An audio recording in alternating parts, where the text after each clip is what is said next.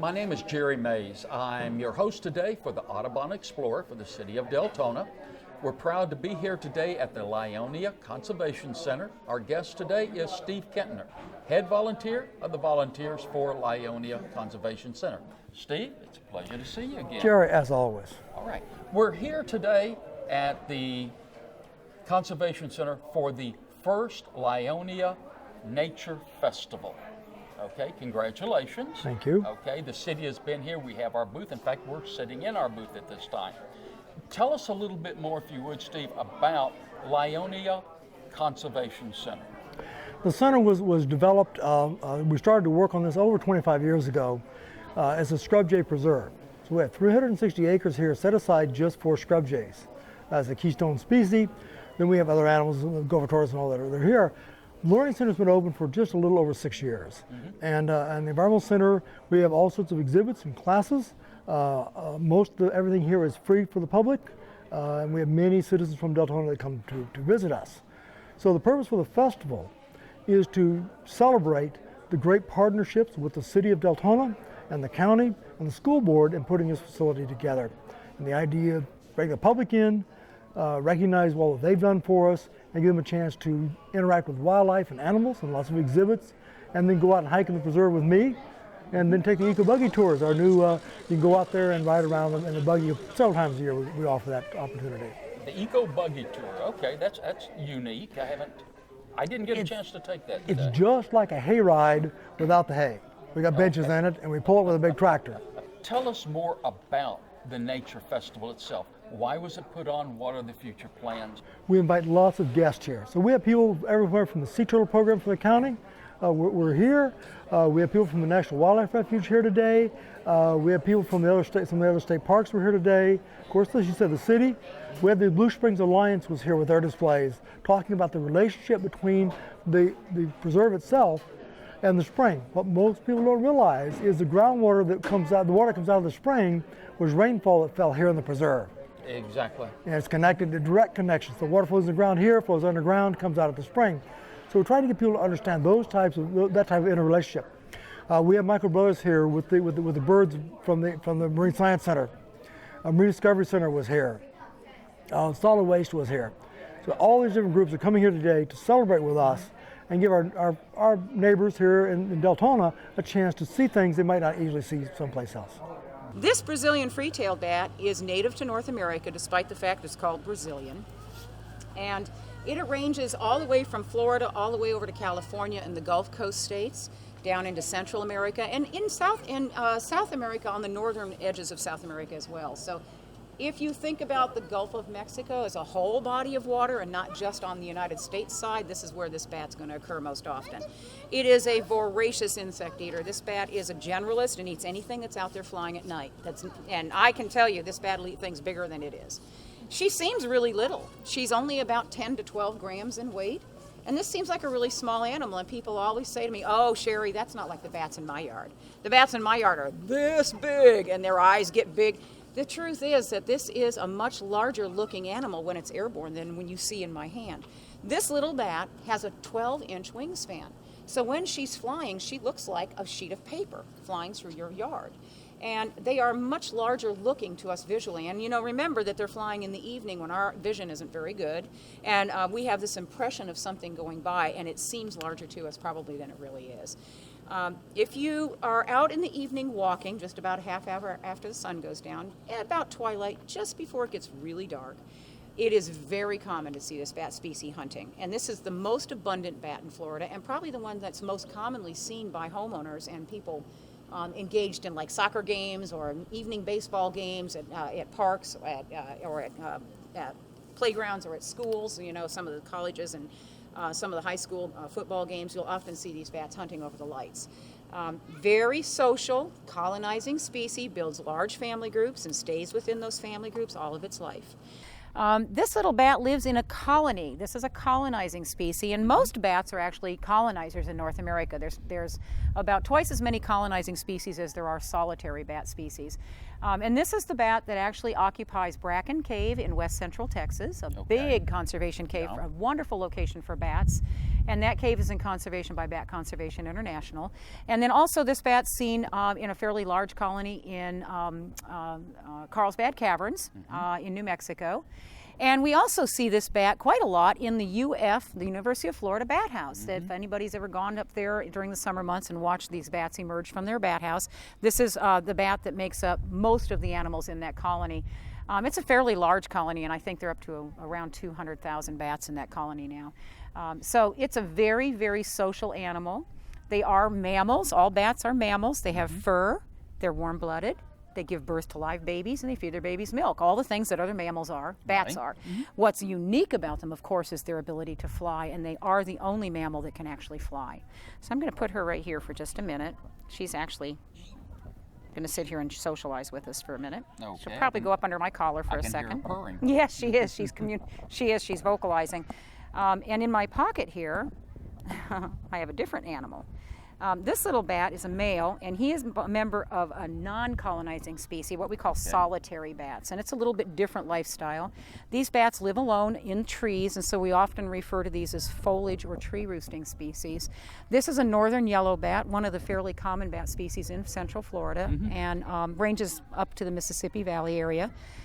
This little bat is full grown. He is about 11 months old. He is a male, and he was orphaned when he was very, very young from his mother last summer, or in the early part of the spring. Pardon me. And he was only about 5 days old when we got him into rehab. So he's really made great strides and survived well, but he's very accustomed to me being his mommy, so to speak. So I want to make sure people understand that they should not try to handle wild animals like this. If you come across a bat that's injured or appears ill or is even not appearing ill, if it's just hanging out, please try not to handle it at all. They are shy, they are gentle, they're not aggressive, but you don't want to handle one. They will try to bite you in self-defense. This little guy is, as I say, a northern yellow, and he's actually talking. If you want to turn that bat detector on that you have in your hand, we can actually maybe listen in to hear what he's saying.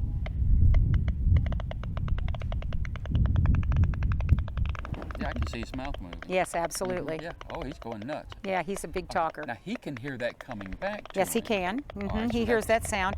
But I think he recognizes it as just a sound. It's an audible sound. It's not really his voice per se, so he's not going to respond to it as an echolocation call.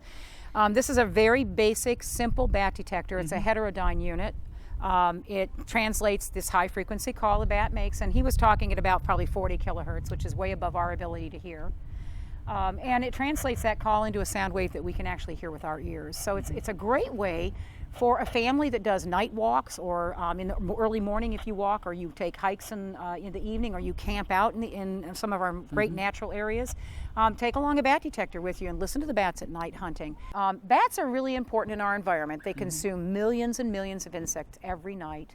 And they are the #1 predator of night-flying insects. And the 13 bat species that we have here in Florida are an incredibly important animal for not just our personal health, keeping mosquitoes and other biting insects at bay, but also for protecting our food crops. The single colony of free-tailed bats that's out in west central Texas in Bracken Cave right now is valued by the U.S. Department of Agriculture at about $23 billion in crop salvation. In other words, that colony of bats saves farmers in that part of the world $20 billion a year in crop loss. I mean, that's big. Pesticides that's not having Exactly. to use, and plus we don't have the environmental concerns. That's right. Of That's the correct. Pesticides. That's correct. Poisons. One of the biggest side effects, of course, is the lack of, if you have bats in the environment consuming insects like that, you do not need those pesticides that are so toxic to all of us. And of course, lots of people may not realize it, but as we continue to use widespread pesticide, we are actually creating insects that are resistant to that pesticide, and now we have to get more poisonous poisons. And so it's a vicious circle. It really is a vicious circle, and one which we need to break at some point and go back to more natural controls like bats and birds. So if you are a kestrel, you're built for speed. You've got these swept back wings. You've got an extraordinarily keen vision. Actually, the birds that I brought in are 4 relatively common birds that are found right here in Volusia County. So I brought a kestrel, which is a type of falcon. We have 3 species of falcons here in Volusia County. The the kestrel, the merlin, and the peregrine falcon. The most common time of the year to find kestrels is during the winter months when other populations move into the area. They are or used to be anyway, a breeding bird in Volusia County, but the southeastern kestrel has just lost a tremendous amount of their population. So it's actually a threatened subspecies of the American kestrel. And it's been probably 25 or 30 years since kestrels have nested in Volusia County. Okay. Although let me ask, what's the theory on why that decline in population? Habitat loss. Okay.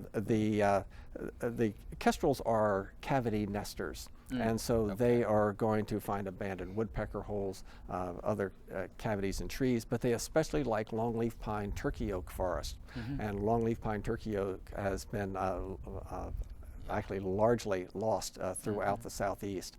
It was wonderful upland, and so it was great home sites. It was also great for citrus groves. So a lot of the original longleaf pine forest was converted to other uses.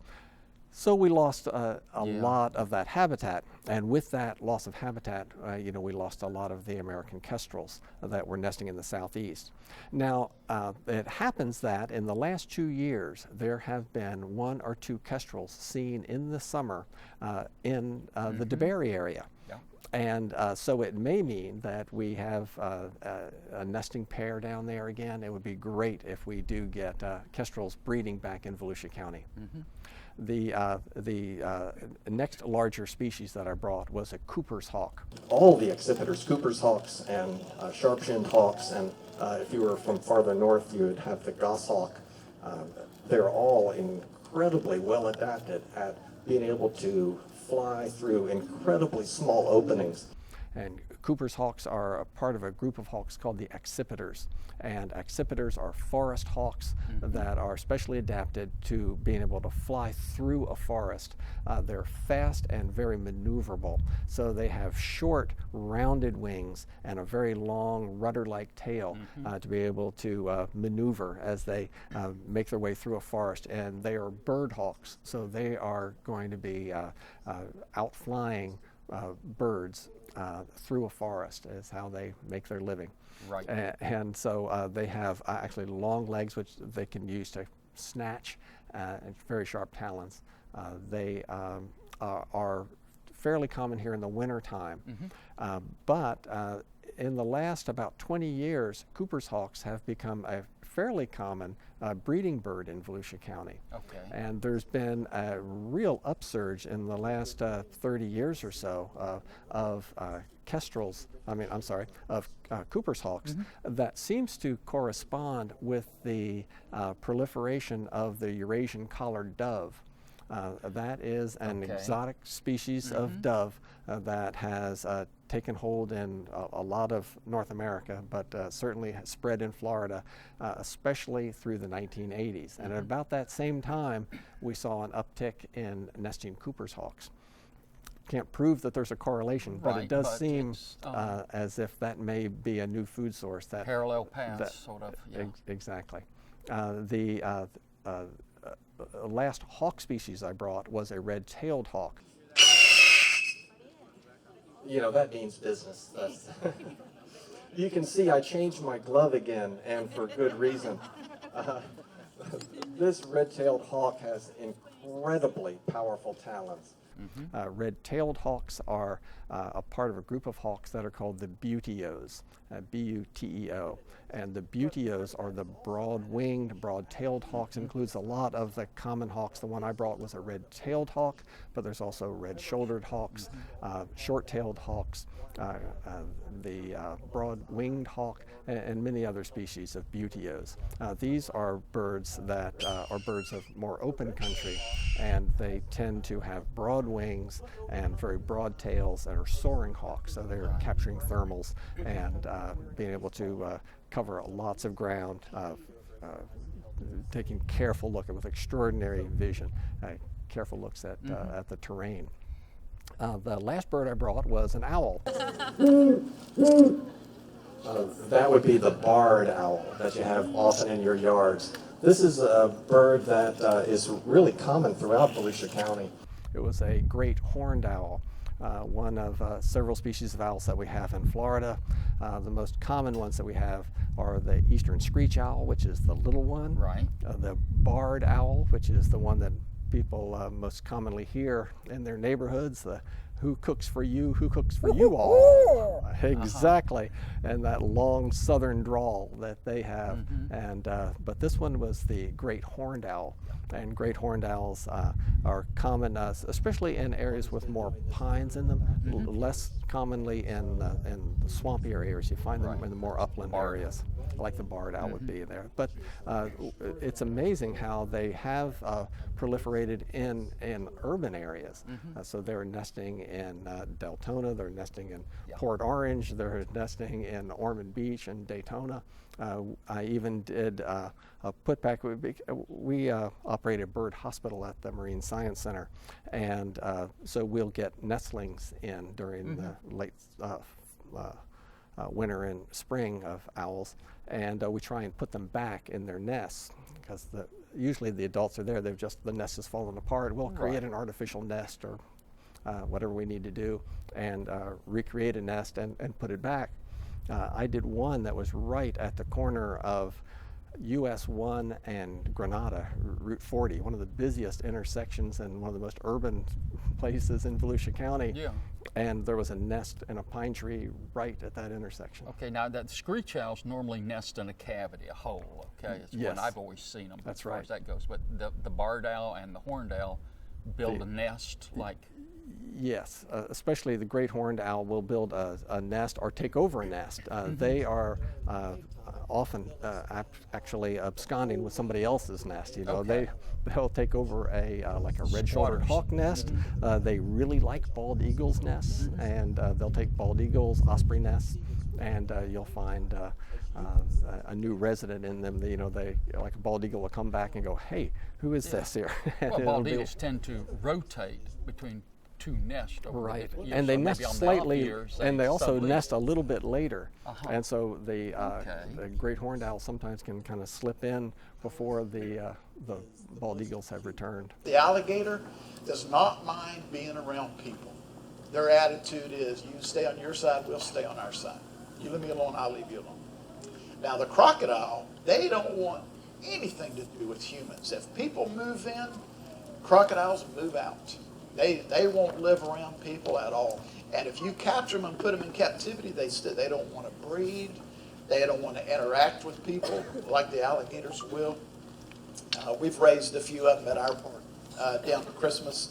And I used to bring a small crocodile along with a small alligator to the local schools. And the kids got to see a difference between the alligators and crocodiles.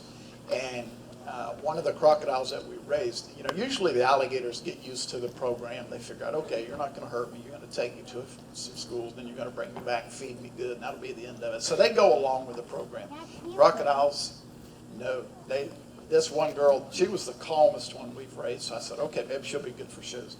She hated going. She would bite me every single time. And she studied how I was going to catch her.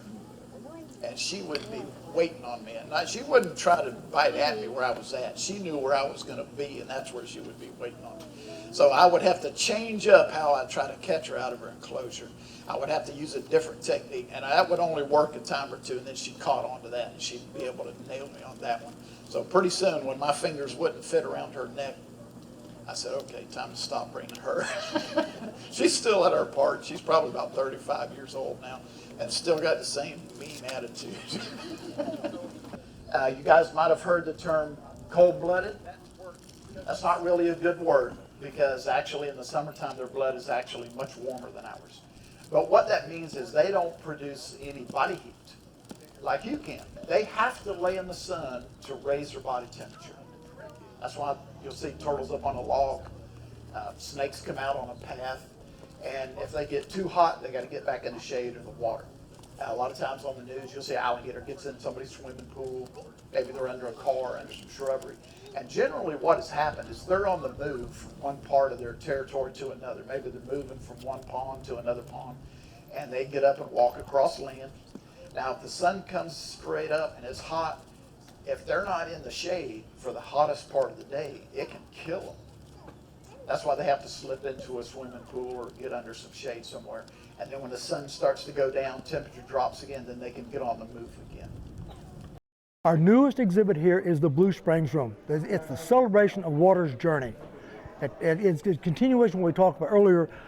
People don't realize that there's this direct connection between the scrub habitat, the spring, the St. Johns River, and the ocean. Okay, you'd have to explain that more to me. We will, and we'll talk a little bit about that. But what happens here is rainfall falls on the ground. This is full, very porous soil. Underneath this is a rock that looks like Swiss cheese. That water goes into the Fort Aquifer, stored there.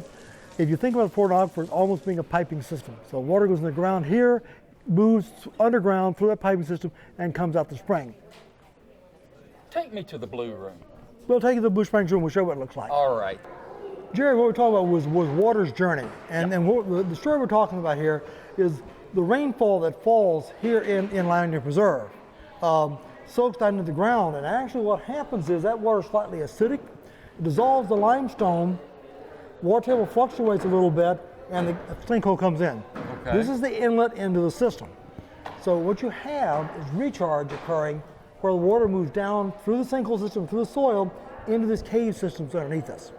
This type of a place where you have sinkholes and caves and springs is called karst, K-A-R-S-T, right? So anywhere in the world where you have sinkholes, you have caves, and you have springs. Those three things always occur. It's an inlet, the transportation system, and the outlet. Water moves through here and then comes out Blue Spring itself. So as that water moves in here through the system and comes out the spring. Okay. And this is St. John, this goes right into St. Johns River. So the journey for water starts here with rainfall on the preserve, passes through the ground, and comes out at the spring itself. And as we go to the Blue Spring Room, we'll talk about the rest of the journey. Excellent. Steve, we're in the Blue Spring Room, and I say spring because it's a single spring. You told me basically that there's no S on the end of it, so it's the Blue Spring Room. And you were talking about water's journey. Water's journey. You said this is part of the water's journey show. This is what people don't understand when we start talking about how the system works itself. So we talked about how water goes in the ground, into the sinkholes and the porous soil, through the cave system, comes out of the spring. So this represents the spring itself. And here you see the baby alligators, you see the turtles. So this is basically this is the habitat that you have at the spring and the spring run. Spring run is that area from the spring itself all the way down to the river. So this is part of that journey that water takes is through this process. Here comes the turtle up to the surface here. Here he comes. You know, people always ask us about the turtles and the gator. They actually get along very well together. They have not had any conflicts yet. And another thing that's interesting, you may notice the lighting in here looks a little purplish but what this is, we're actually emulating daylight. So these lights are actually two different colors, and the blend and the strength changes throughout the day to be much like it is in the real world. So the animals get to see light that looks like daylight, and as a morning and a noon and a night, just like they're used to. All right, so okay. Well, we're on an inside room right now. There is no actual sunlight here, so that's ingenious. So the idea is to make it as natural as we can and give them that day and night cycle that they're used to. Okay. And it goes dark in here at night. All right, now water has made this journey. It's come up into the spring. The spring flows into the river. Right. Okay, Steve, so as you said, we're now moving from the spring to the river. And this is the river. This is a 200-gallon freshwater tank that has fish that are typical of what you would find in the St. Johns River. So we can talk about, Jerry, you were telling me this one's a gar. It's a gar here, and a bowfin. And brim. And brim. So these are the fish, and you notice the coloring here, how the water's dark. Yeah. The St. Johns River is a dark water system. Tannic, yeah. Tannic. And so we've tried to emulate the same type of thing you would see in the river. So again, this is part of the river's journey. The base flow in the St. Johns River comes from springs. Springs are an important part of that water flow. So it comes through the sinkholes and the karst terrain, moves underground, comes out of the spring, and provides the base flow for the St. Johns River. Okay. Now, the water as it comes out of the spring is basically clear. Yes. Okay, the tannic comes from the tannic acid of leaves and things like that that drop off trees and everything like that into the water and color it. That's correct. Okay. That's correct. It's actually not harmful. It's actually a natural part of Florida water. It's nothing, not pollution. It's not contaminated. This is the way Florida water is. Okay. And these rivers and streams, especially coming out of marshes and wetlands, that water becomes tannic from tannic acids that are in the vegetation, and gives it that tannish brown color to Okay. it. I want to ask a question, not for this tank and not so much for the spring tank, but I noticed the paintings on the wall here. I mean, they're very unique. Tell us anything about those you can? Yes, we had a muralist who does the murals for downtown DeLand, Courtney Canovo, came in and painted the walls for us. This is his representation of Blue Spring and the Spring Run. And it's a very beautiful photographs and pictures that he's done, paintings that he's done. So he's a very famous muralist. We're very lucky to have him come down here and paint our walls for us. Jerry, we've got a chance here for Hannah to, is going to be feeding the fish for us. This is something that she does every day for us. She's also a volunteer here, as I am. And she's going to show you how the fish react to being fed. He's going to get another one there in a second. Yep, there you go. Oh, I think he sees it.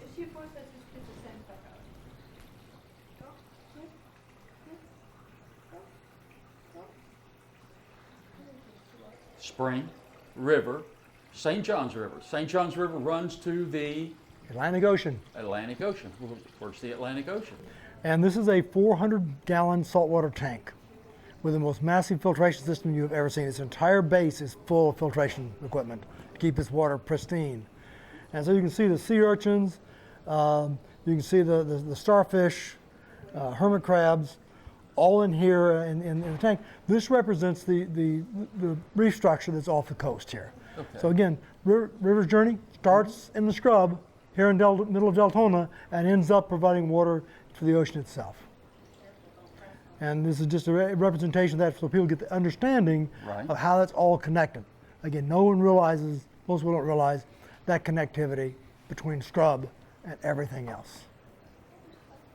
And it all starts here. And from here, the water evaporates under the sun, forms the clouds, moves inland, rains, the water hits the scrub area and soaks back into the ground. It's a cycle. The wheel of life. Okay, so we call it the water cycle as the water moves through the system. We've had a great day here at the Lyonia Wildlife Festival. We've seen a lot of the wild animals that live in this area, and we had a chance to learn about the journey of water. We hope you join us again soon for the Audubon Explorer.